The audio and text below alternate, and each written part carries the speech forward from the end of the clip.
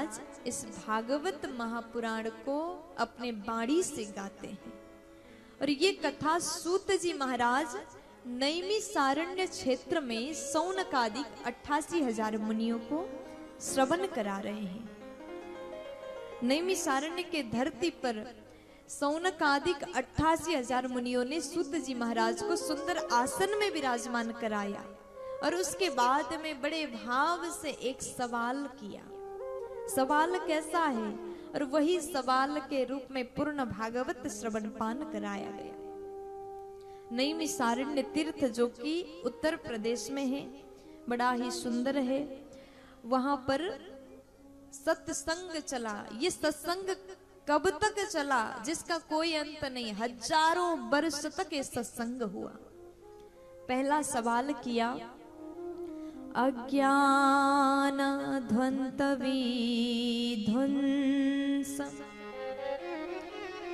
कोटि सूर्या समा प्रभा सुताख्या कथा सारम मम कर्ण रसायनम। आज मुनियों ने हाथ जोड़ करके सूत जी महाराज से कहा कि हे प्रभु, हम आपके चरणों में नमन करते हैं और हम ये बात को भली भांति जानते हैं, आप अज्ञान रूपी अंधकार को हटाने में कोटि सूर्य समान तेजस्वान हैं। कोटि यानी करोड़ों सूर्य समान आप तेजस्वान प्रकाशवान हैं। देखो, अज्ञान जो अंधकार है, जिस प्रकार से अंधेरे जगह पर एक दीपक जलाने से वहां के अंधकार पूर्णतः नष्ट हो जाता है, तुरंत प्रकाशवान हो जाता है, उसी प्रकार हमारे भीतर जो अज्ञान रूपी अंधकार है ना, उसको नाश करने के लिए ज्ञान का बस एक ज्योत जल जाए। मुनियों ने, सौनकादिक 88,000 मुनियों ने यही सवाल किया।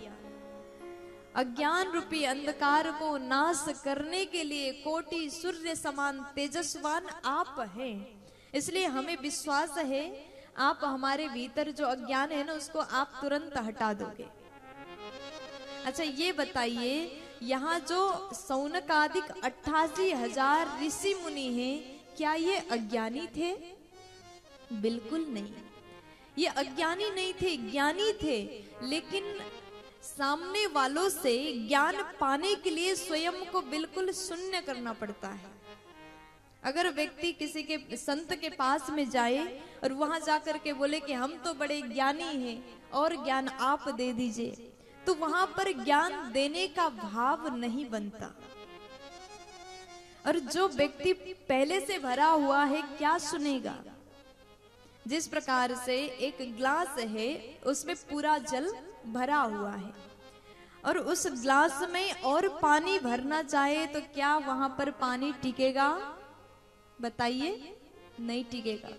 जो भी भरा जाए वो बाहर निकल के जाएगा, बहने लगेगा, क्योंकि वो पहले से भरा हुआ है। ठीक उसी प्रकार हम पहले से ज्ञान के घमंड को लेकर के संतों के पास जाएं तो ज्ञान तो मिलेगा। संत दूसरों के कल्याण तो करेंगे, उपदेश तो देंगे, लेकिन वो उपदेश हम अपने भीतर रख नहीं पाएंगे, वो सुन करके निकल जाएगा। इसलिए कुछ पाना है तो पहले पात्र को खाली करिए।